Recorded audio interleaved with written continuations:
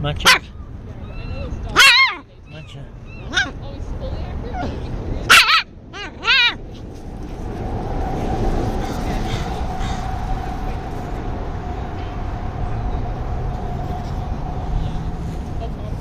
Pop Girl?